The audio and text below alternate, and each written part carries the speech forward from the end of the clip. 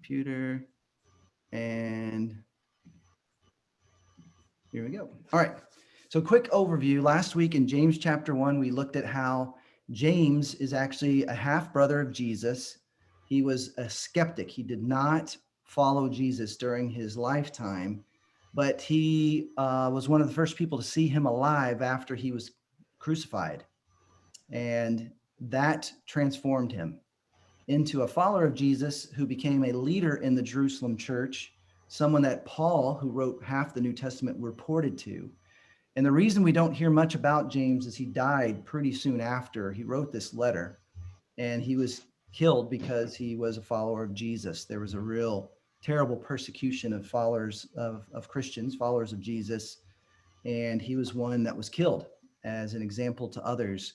The Roman authorities really tried their best to squelch this new group of believers, and the intensity of their persecution actually drove a lot of believers out of the city of Jerusalem.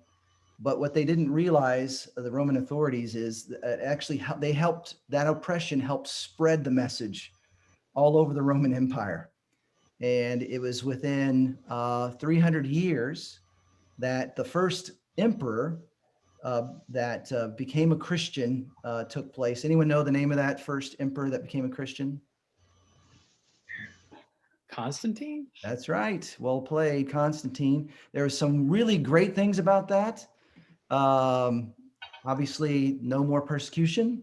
But some bad things about that is his coming to faith, Constantine, was in the context of war. And he was kind of the first to kind of connect faith and politics. If I trust in Jesus, my side will win.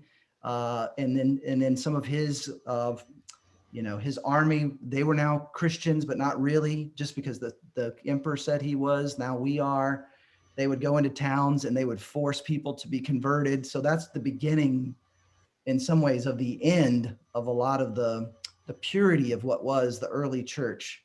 The early church now, I mean, you still get the same feel of the early church in places like China, in the Middle East, in India, actually, where the church is growing really fast in spite of political oppression. So anyway, that was the world in which James was writing this, and which is why he starts off the whole thing writing to believers saying, consider trials joy. Now I emailed you guys the notes from last week, and there's a great video in there. If you missed last week, go back and watch the test from the Bible Project. Really great video, very helpful. And it basically says, God does not tempt us. That's what James said. That God is the giver of all good things, and a test from God is actually an opportunity for us to grow, whereas a temptation from darkness, he is not for us. It's his attempt to basically undermine us, destroy us. So consider trials joy, which is a very unusual thing to consider, but that's what we're called to do. And anytime you're in the midst of the trial, it's always good just to ask, God, what are you trying to teach me? Because I don't want to have to go through this again, right? You can add that last addendum if you want. And then we looked at in chapter 1, trusting God by living according to his wisdom. Now, I didn't bring this out last week, but it's really important to remember the very first couple pages in the Bible, Genesis 1 and 2, you see the first temptation is don't trust God's ways, trust your own way, right? Or I'll show you a better way. So we're constantly, every one of us has the same temptation as Adam and Eve. Are we going to trust God and go his way? Or are we going to try to go our own way? And so what James is saying is living according to the word is trusting God in his way. All right, let's do this. Hard-hitting chapter 2. Again, he doesn't mince words. Some of you that were here last week, you might remember the way I do this color coding just kind of helps me as I'm reading the scriptures. I do this with my paper Bible. I almost said real Bible. Sorry to all the ebooks out there, but I actually highlight in green things that I sense the writer wants me to do. Like as a follower of Jesus, this is what I'm called to do. In red, the things I'm supposed to avoid, or the things that are destructive. Which, by the way, reminder, and I think it was Vanessa that pointed this out. It's a hard book to read, and in part because he is writing to believers. So there's a high level of expectation. If you're following Jesus, then your life should look differently. So if you're reading this as a skeptic, you're not even sure about God, you're going to read it and go, whoa. But think of it more like he's writing to leaders saying, this is how you should live, right? Now, all of us should aspire towards this and grow towards this. All right. And purple, which you'll see coming up, is when God is saying something or something that's describing God's character. That's my little color code. All right, who would like to read just these first 3 verses or 4 verses from James chapter 2? Somebody read it for us. Go for it, Denise. I'll do it. Yeah. My brothers and sisters, believers in our glorious Lord Jesus Christ, must not show favoritism. Suppose a man comes into your meeting wearing a gold ring and fine clothes, and a poor man in filthy clothes also comes in. If you show special attention to the man wearing fine clothes and say, here's a good seat for you, but say to the poor man, you stand here, or sit on the floor by my feet, have you not discriminated among yourselves and become judges with evil thoughts? All right, thank you very much. Yeah, again, he goes right in. Don't show favoritism. And he uses a very practical example. It's hard not to be tempted to be nicer to people who can do nice things for you. And instead, what James is saying, which is actually an echo of Jesus, his half brother, but also his Lord, the one he follows, who said, when you go to a party, when you throw a party, don't just invite the people who can pay you back, invite people who aren't invited to parties, right? But he's getting at something deeper than just favoritism at a party. What he's pointing out is the human condition is broken. And if we're not careful, we are biased. We are prejudiced. We can become racist.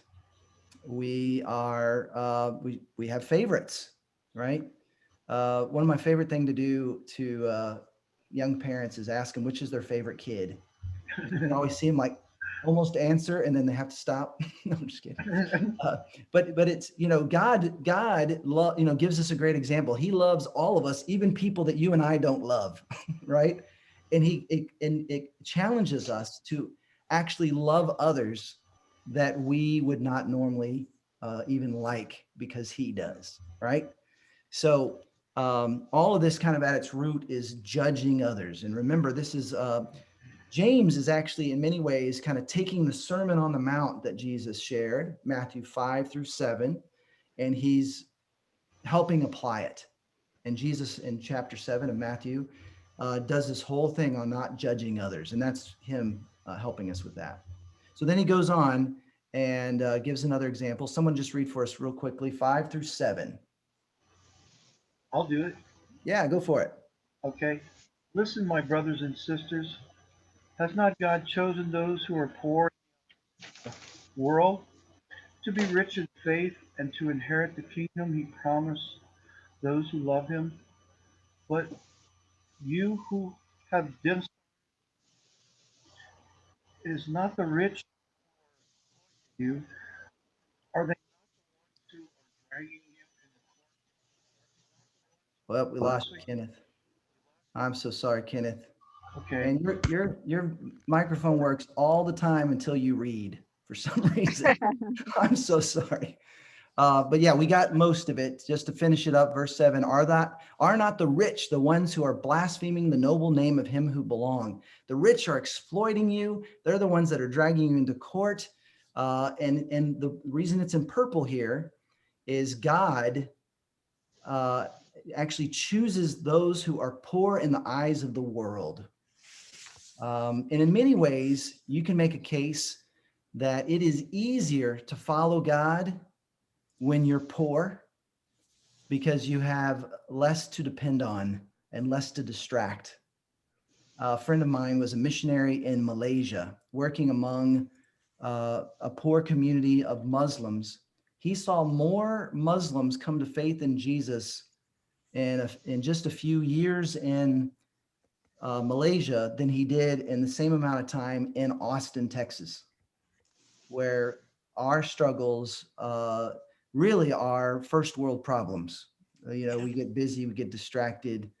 Now, it doesn't mean that the wealthy cannot have a vibrant, real relationship with Jesus. In fact, we lived in a more of a poor neighborhood when we lived in LA. When we moved to Austin, we felt called to live in South Austin and live in a part of town where a pastor may not live because it's so liberal and is as a missionary, and people with lots need Jesus just like people without a lot. But he's just trying to paint this picture of when we're biased, we tend to be biased to people who can be good to us. We need to be nice to even those who cannot.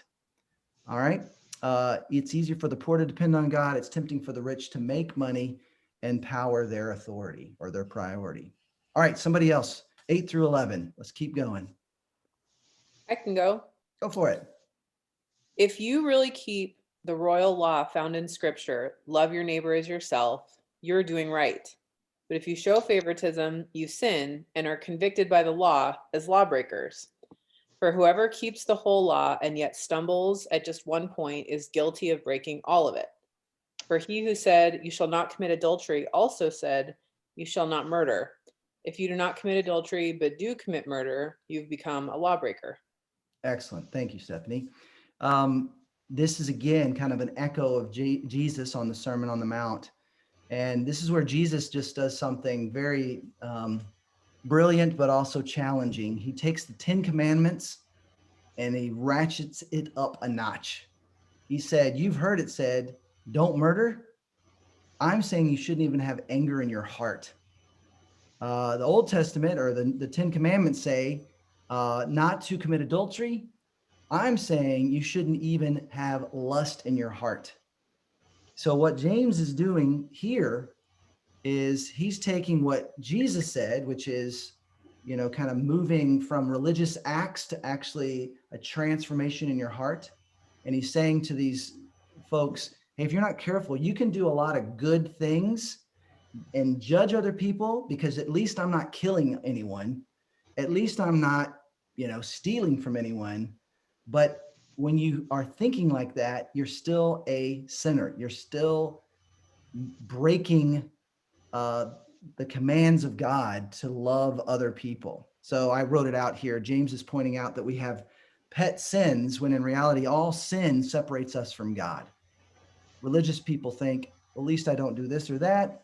But in judging people, that's another form of evil. I mean, how many people do you know, and maybe you've been one of them, you've struggled to believe in God because of the judgmental people who believe in God, right? That's a form of evil. It actually has done damage. And sin, the word sin, I'm using, it's a real word, but the meaning of the word sin is missing the mark. It's this idea of God has created us and he's given us freedom and we've chosen our own way, and our own way can be destructive to us and others. And he's inviting us to something better. And to not kill anyone is a good step, but even better is to not even have anger in your heart towards another person, because even anger in your heart can be destructive. It's a good thing not to have, commit adultery, but even better is not to look at anyone with a lust in your heart, like wanting what's not, someone who is not yours. So it's really, really a beautiful way that he's trying to move people from being religious into having a genuine relationship.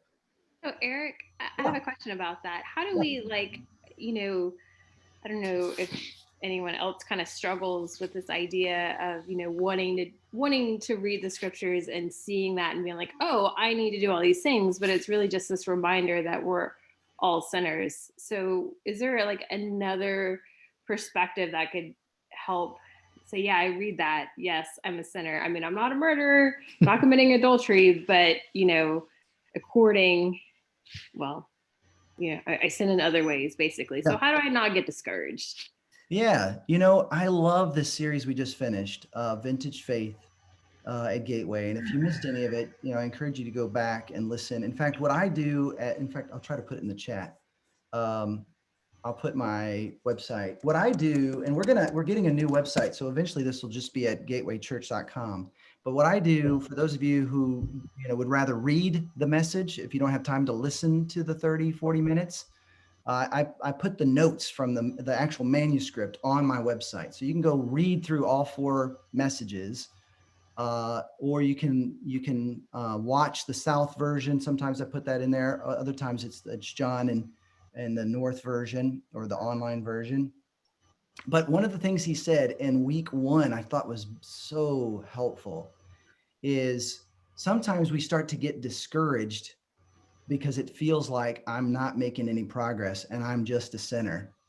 But in reality, if you've already decided to follow Jesus and you find yourself thinking that, it's actually proof that the Spirit of God is working, showing you there are things in your life I want to free you from.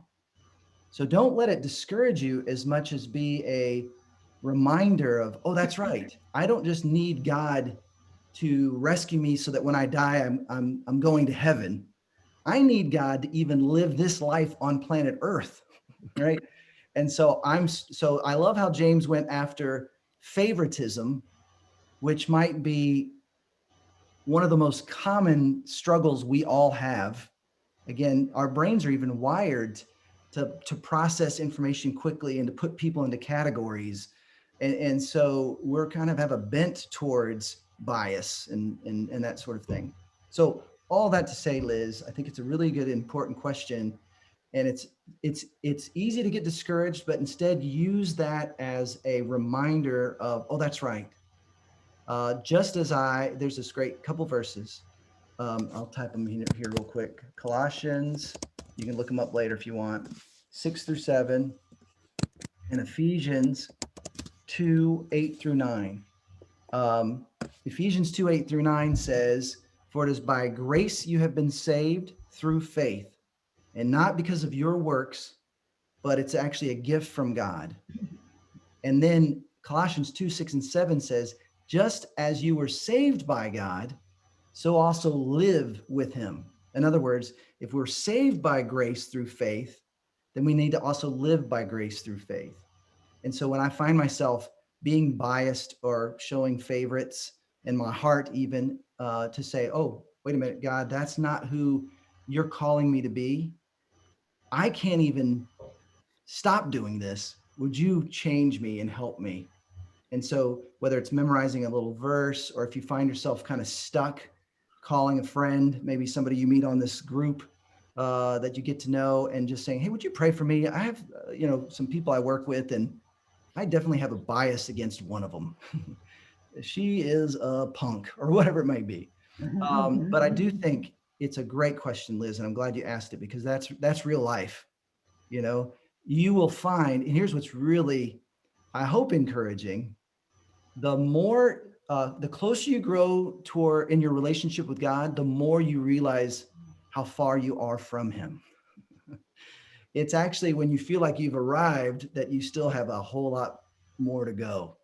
When you feel like you've arrived, you're more like a spiritual teenager, right? Teenagers feel like they got it all figured out. You ever talked like to a 16-year-old about the future and how they see the world? They are more clueless, and they're just louder than you can imagine. And some of us can find ourselves like that in certain categories spiritually. I also like to think, how when teenagers, middle schoolers especially, how some kids, like, their feet grow first before the rest of their body? Yeah. Or you got some kids with these giant teeth and this little baby face. Like our body parts in middle school grow at different rates. And the same is true spiritually. You know, in some areas, in generosity, you might be really mature, but when it comes to having a servant's heart, you might be, you know, still got your baby teeth, you know. And so just being patient with yourself is the other thing I would say, Liz. Give yourself grace. You're in a broken world. You're making progress. It's always good to measure yourself against yourself from like where you were maybe a year ago, and let the people around you speak encouragement and hope. Because some of the things you're now overwhelmed with and struggling with, a year ago, you didn't even know were a problem. You just did it all the time. Great question. Thank you, Liz. All right, let me go back. Let me just read these next two verses. So speak and act as those who are going to be judged by the law that gives freedom, because judgment without mercy will be shown to anyone who has not been merciful. Mercy triumphs over judgment. Now, you might have noticed the colors I did here. I put in red that judgment without mercy will be shown to anyone who has not been merciful. Now, when you read that, you might have thought, oh my gosh, this is warning me that God is going to judge me if I don't show mercy to other people. It's actually not saying, it does not say God will judge you without mercy. It does not say that. It says, in essence, we reap what we sow. When we treat people poorly, when we judge others, we will find that we too will be judged. But the character of God, if you read, you know, the scriptures, you'll discover he is a merciful and compassionate God, full of grace and kindness. In fact, Jesus said right after that very famous verse, chapter 3:16, John 3:16, it says, "For I have come into the world not to condemn the world, but to save the world." So as followers of Jesus, why on earth would we be those who condemn the world and act surprised when people who don't follow Jesus don't act like they follow Jesus, right? We should extend mercy and grace to everyone because God gave us mercy and God gave us grace. And that's God's character. Mercy triumphs over judgment. All right. So that's just part one. All right. We're going to do part two much quicker. This is a lot of good stuff in here, and we won't be able to read all of it. I'm just going to boil it down. But this is, I'll send you the same little notes you're looking at on the screen. I'll send to you so you can look at it later. But this is a big debate that James is entering on which is more important, faith or works. And there are some people that lean towards it's all about faith, and they might even get stuck on it's just about me and Jesus, but then they might treat everyone around them poorly. That's not what Jesus said. Jesus said, love God with all your heart, soul, mind, and strength, and love your neighbor as yourself. And then some believers even are it's all about good works, and don't remember that actually faith is what comes before works. Now, some of us, if you grew up in a Catholic background, or like I did in a Southern Baptist background, especially if you're, in your 40s, at least the Southern Baptist churches I went to growing up, they accidentally, I don't think they meant to, but they could make you feel really guilty. And you're walking around with a lot of shame and feeling like I can't live up to this. And some people would just give up. Other people would find themselves kind of looking down on others because they got it all figured out. But works is not, like, doing the right thing is not how you get to God. So I'm just going to summarize it with this. By the way, it's so cool the way James does this. The Bible's filled with this sort of thing. Let me just point this out. He's talking about faith by itself, verse 17, if it is not accompanied by action or works, is dead. And then he gives this great example. He says, you believe that there is one God. Good. Even the demons believe that and shudder. It's a little bit of like, right when you start to feel good about yourself, oh snap. You just compared me to a demon. Just believing there is one God is not enough. It's not having all the right facts in your head. It's about having a relationship with God that so transforms you that then you do good things. You live differently. But then I love this. So then he goes into Abraham, and it was Abraham's faith that made him righteous before God, which, by the way, if you read the story of Abraham, he had a relationship with God, and then came the law, then came circumcision. So he didn't do the right things to get God to love him. God loved him, and he responded with faith, and then he followed the law.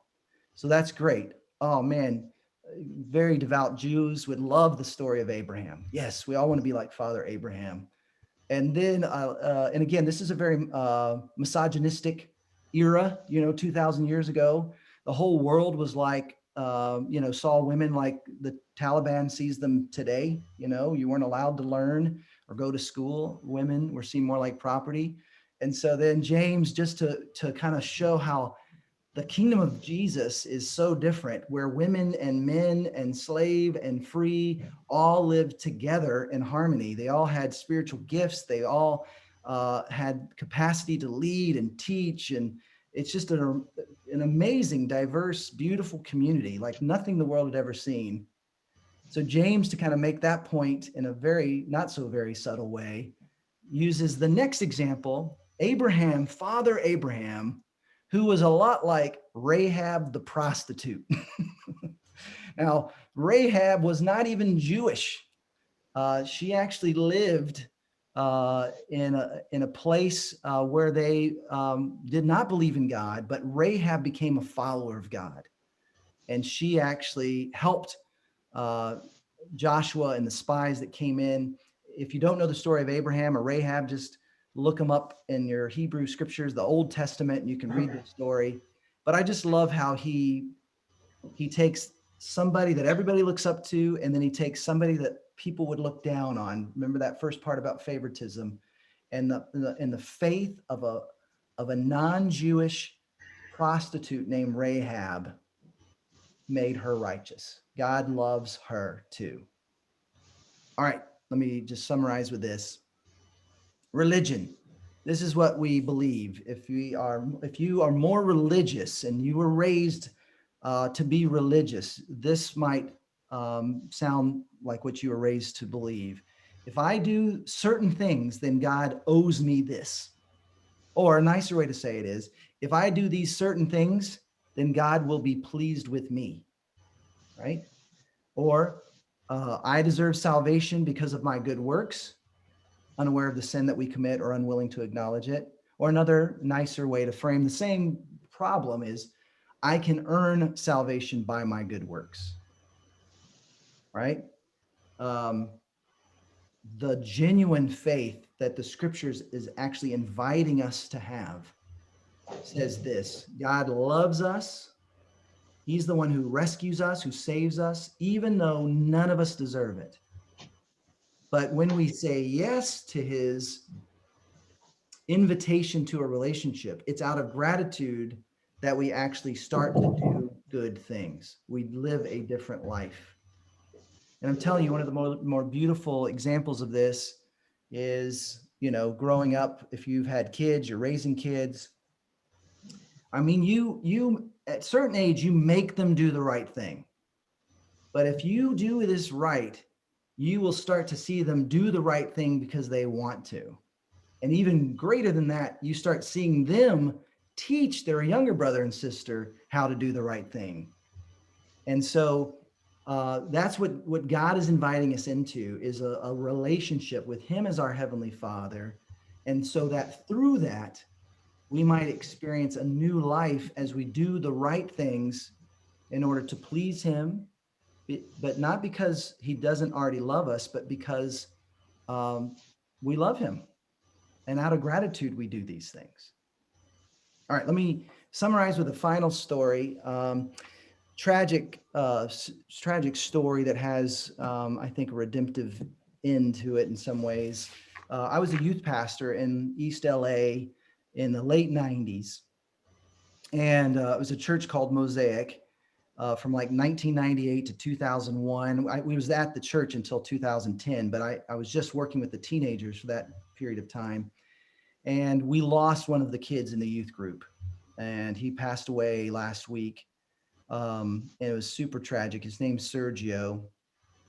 And here's a picture of Sergio here on the the right. That's his cousin Claudia. Now Claudia was raised by her mom, who had her when she was 13, and then Sergio, his mom couldn't take care of him, so he moves in with his aunt, who was at this time 15 or 16, raising her 3-year-old, and he was 5. Now Dawn, the mom, eventually married Andy, who's in the middle there. But this is what Claudia and Sergio looked like when I was a youth pastor. Here's another picture of them. Sergio's smiling picture. And Sergio and Claudia were two of my tougher kids in the youth group. I had to kick Claudia off of a bus one time. Her and a friend were causing trouble, so I had to get her mom to come pick her up. Sergio never quite seemed interested, but he would come every week because he had to. This is also Sergio. He was more into punk music. That's his buddy Andrew. And there's Sergio playing in a punk band. Andrew with the spiky hair. This is late 90s. East LA, not London during the Clash era, but they were into punk music. We actually did a big event. This was Sergio's idea at his high school, where it was just a bunch of bands. One of them we invited was called POD. And then by the time it was actually time for the event, they were on MTV, were too big, and so they didn't show up. But even still, we had 500 kids show up to this event. Now, we were a youth group of about 30. In fact, one time we had an event and I said, if you can get 75 people here, I'll shave my head. Well, they got 77. I was 26. I shaved my head. It never grew back. These kids' fault. But for this event, 500 kids showed up. There was a massive mosh pit. Kids were getting knocked unconscious. Our little youth leaders were like pulling them out of the pit, hoping they'd wake up. We only got to do it 2 years. When parents show up and there's police cars and ambulances, normally you don't get to keep doing that event. But I will tell you, a lot of kids found faith. And Sergio, again, was always kind of resistant. And then this is Forrest. He was in our group. He also became more into the punk scene. And I was talking to him just this last week. And he was just devastated, really going through a tough time. Here's another picture of him with his Chihuahua. But here's what's crazy. Here's the cool part of the story, the more redemptive part of the story. Here's a better picture of Sergio. Let's see. Let me see. Here it is. Sorry. A more recent picture. There he is. This is what Sergio looked like more recently. But here's the sad truth. I heard he died in Las Vegas a couple weeks ago. Last time we interacted was a couple years ago on Facebook. Every time we'd go to LA, I'd want to meet up, and it never seemed to work out. And to be honest, this is terrible to admit. I just assumed it must have been something terrible, a drug overdose, racing in a car or something. And lo and behold, as I got to hear more and more of where Sergio was these last few years, this video here, listen to what Jessica says. She says, one of the topics that Sergio and I could talk about for hours was music. It was a second language, and worship songs were something that he and I discussed writing in the future. This is a worship song that Sergio and I loved. We both envisioned the song as a conversation with God, expressing his love for us. God will never let us go. And I miss you. And then her little nickname for him. And then come to find out, it looks like it might have just been a tragic heart attack at the age of 38. And he was actually working at a rehab center for teenagers. And so I share that story. It's been really beautiful to see all these people starting to share like his real story. You can't judge a book by its cover, right? And when I look at Sergio and knowing the experiences that I had with him back in the day, I just assumed the worst. but faith without words and without actions is dead, and his faith was real. So much so that people like Forrest and Jessica were talking about the impact he made in their life and helped them grow closer to God. And the kids he helped get better, you know, and overcome the addictions that he had overcome in his own life. And so just to me, that story was a nice way to summarize, I think, the meaning of chapter 2. We should not show favoritism. God's love for everyone should come through us. And it's our faith plus action that makes us into the people that God wants us to be. All right, so I'm going to break us into groups. I'll put in the chat. Oh, Addie, welcome. Addie, which campus are you from?